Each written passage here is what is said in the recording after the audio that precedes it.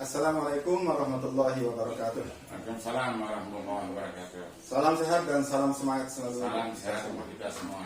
Alhamdulillah, kita panjatkan syukur kepada Allah SWT.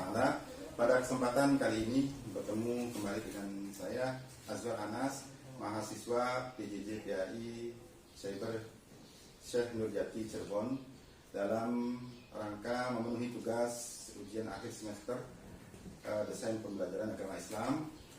Pada kesempatan ini kita mengadakan podcast yang dibimbing dengan ngobrol santai bersama dengan Bapak Kepala Madrasah Ibtidaiyah Negeri 3 Buleleng. Assalamualaikum warahmatullahi wabarakatuh. Waalaikumsalam warahmatullahi wabarakatuh. Pak, bagaimana kabarnya? Alhamdulillah, khair. Alhamdulillah. Beliau Bapak Dr. Andes Safruddin MPD, Kepala BIN 3 Buleleng. Pada kesempatan ini akan menemani saya untuk membahas tentang peran dari pendidikan agama Islam untuk memperkokoh demokrasi. Sebagaimana kita ketahui bersama bahwa dalam waktu dekat ini, di bulan Februari, negara Indonesia akan mengadakan pesta demokrasi. Nah, tentunya dalam hal ini kita sebagai warga negara yang baik dan juga sebagai pendidik agama Islam harus mempunyai peran yang baik untuk peserta didik maupun masyarakat. Nah, dalam hal ini kami mohon penjelasannya kepada Bapak, apa hubungan antara demokrasi dengan agama Islam? Silakan, Pak. Baiklah, terima kasih Pak As atas pertanyaannya. Assalamualaikum warahmatullahi wabarakatuh. Waalaikumsalam warahmatullahi wabarakatuh. Yang saya hormati Pak As selaku mahasiswa Syekh Nurjati Cirebon yang sudah melaksanakan tugas, yang saya hormati para dewan guru yang bisa hadir pada pagi hari ini. Alhamdulillah kita bisa melaksanakan tugas-tugas kita. Sehubungan dengan pertanyaan tadi, bagaimana demokrasi dalam hubungan dengan ajaran agama Islam, terutama di dalam Al-Quran. Kita sebagai seorang pendidik, khususnya guru PAI, harus memahami dulu apa itu demokrasi. Kemudian apa itu di dalam agama Islam, apakah ada tentang demokrasi. Itu yang perlu kita pahamkan dulu, Pak As, ya. Kita berbicara demokrasi. Demokrasi kalau kita kaji demokrasi dari literatur yang ada, bahwa istilah demokrasi itu adalah berasal dari Yunani, yang sebelum Masehi itu Pak As sudah terjadi istilah demokrasi itu. Kalau ngomong Hijriah jauh gitu ya, jauh sekali. Tapi ini sebelum Masehi yang ditujukan di Yunani, Pak, demokrasi ini. Asal katanya demos dan kratos, di mana demos diartikan sebagai rakyat atau masyarakat, kemudian kratos diartikan sebagai pemerintahan. Artinya apa? Demokrasi dalam pengertian sempitnya adalah bagaimana sistem pemerintahan yang mengatur tentang rakyat, yang tujuan utamanya adalah bagaimana kedamaian yang ditimbulkan baik di dalam sebuah masyarakat dunia, kedamaian dan ketentraman yang diinginkan. Tetapi sekali lagi, demokrasi itu adalah olah pikir manusia yang ahli-ahli khususnya pada saat itu di Yunani, Pak. Nah, untuk perjelas itu silakan Pak As bisa baca dan literatur ada bagaimana pendapat Aristoteles, bagaimana pendapat Montesquieu, bagaimana pendapat yang demokrasi yang di Nurholis Majid nanti ada juga, termasuk Gus Dur, Pak, sebagai pengembang demokrasi di Indonesia. Ini menjadi perhatian kita. Jadi ya, grup PAI itu harus kompetensinya luas gitu. Jadi untuk pemahaman kita dari demokrasi dulu kita pahamkan. Nah, sekarang setelah kita pahami itu, apa sih prinsip yang harus ada di dalam demokrasi? Yang pertama ada istilahnya dalam demokrasi adalah equality, ya. Ada persamaan, kemudian equality, ada keadilan, liberty, ada kebebasan, kemudian ada human right ya. Ya kalau bahasanya kurang pas nanti Pak As yang perlu. Jadi human right, bagaimana hak asasi manusia bisa kita laksanakan di dalam kehidupan bermasyarakat, bernegara dan berbangsa. Nah, ini yang perlu kita paham, prinsip pengertian demokrasi dan prinsip demokrasi. Kemudian kalau kita kaitkan dengan ajaran Islam, apakah ada? Sangat ada, Pak. Kecil demokrasi, bahkan kecil dari ajaran Islam. 30 juz itu mengatur kehidupan manusia dari sejak bangun tidur sampai tidur kembali, semua aturan itu hanya sebagian kecil daripada demokrasi itu. silakan Pak As mungkin bisa aja baca literatur yang dikeluarkan oleh Rektor UIN Malang, Pak.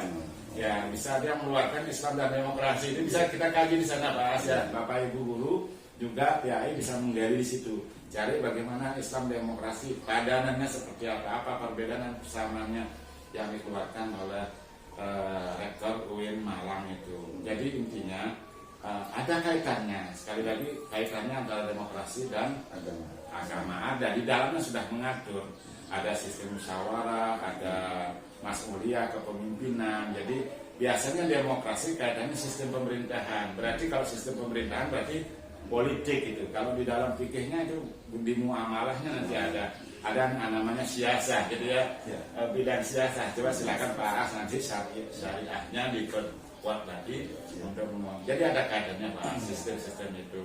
Kalau kita mengacu pada Quran surah Al-Imran ayat 9 gitu ya, ayat 59 ya, silahkan baca di sana. Sana ada wasawirhum, ada ayat lagi yang lain di atas wa'amruhum surah bainahum gitu. Jika dari awal kalau kita kaji ada perselisihan maka lakukan musyawarah. Nah, itu.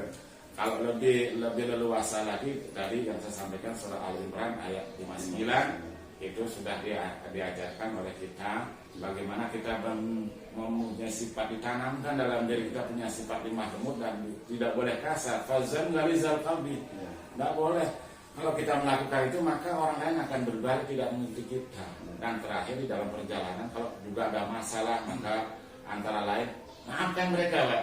Jadi mungkin di antara kita pasti buat saat namanya manusia. Kemudian ampuni mereka gitu. Ampuni, maafkan, maafkan, luar biasa Al-Quran juga. Terakhir apa? Wah, kalau nggak selesai dua itu nggak bisa selesai maka wasyawirhum fil amri. Musyawarah itu bahas sangat lengkap kalau kita gali. Tidak saja tadi masalah musyawarah yang dilakukan di dalam pernikahan, ada permasalahan dalam suami istri, di dalam jual beli pak suhu bainahum dan sebagainya dilakukan musyawarah. Mungkin itu bahas kaitannya dengan ada jadi ada kaitan sangat besar. Demokrasi bagian kecil dari ajaran Islam, itu intinya Pak. Baik, terima kasih banyak.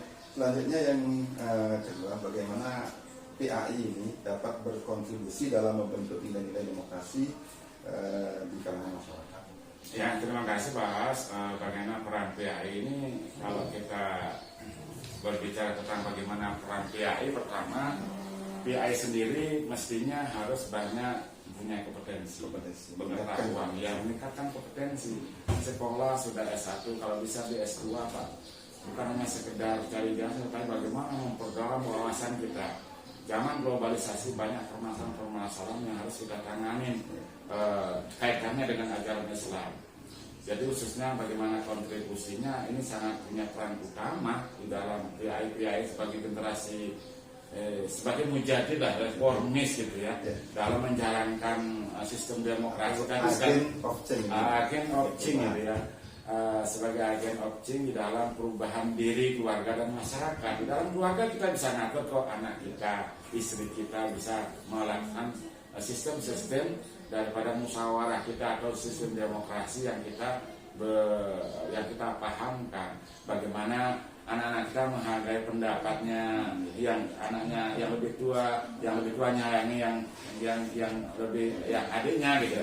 Seperti kita atur. Kita juga sebagai suami jangan dokter itu Pak. Kadang-kadang juga kita sering kali gitu ya, egonya tinggi, istri begini, dikit-dikit marah-marah. Nah, itu juga punya peran di dalam keluarga Pak. Lagi di masyarakat Pak. Yang paling utama kan keluarga dulu, usaha arah gitu ya. Jadi masyarakat mana perannya sangat berperan Pak. Sekarang mungkin nggak di pengurus masjid kan, pengurus masjid yang saya tahu dari sekretaris ya. Ini luar biasa. Ini bisa diperankan. Bagaimana sistem musyawarah di antara teman. Bahas ada orang tua di sana bagaimana walaupun dia punya pengetahuan rendah, tapi kita hargai mereka, begitu ya. Itu salah satu peran-peran yang penting. Kalau sebagai RT bisa juga kita laksanakan. Kaitannya dengan musyawarah atau demokrasi bisa dilakukan pada saat kita jadi pengurus subak. Kebetulan saya pernah jadi pengurus subak Pak. Jadi ya itu kita bisa diskusi dengan orang-orang non Islam. Sehingga apa? Ajaran Islam ternyata luar biasa, bagus. Ini yang perlu kita pahamkan kepada kita. Kalaupun tidak menjadi menjabat, gimana Pak? Masa kalau saya selaku anggota masyarakat punya peran penting. Keteladanan yang dilakukan tiap ada diperlukan kita komunikasi, kita menggunakan sistem-sistem yang dibuat oleh Allah di dalam Al-Quran. Itu kan sebuah pelajaran untuk orang lain.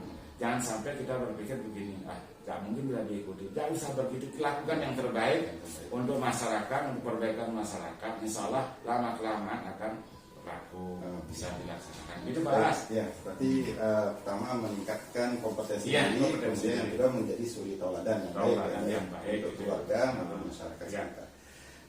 Selanjutnya yang ketiga, Pak, bagaimana pembelajaran PAI ini dapat memberikan wawasan tentang pluralisme dan toleransi yang merupakan salah satu mungkin aspek penting dalam pendidikan demokrasi. Ya, terima kasih Pak As.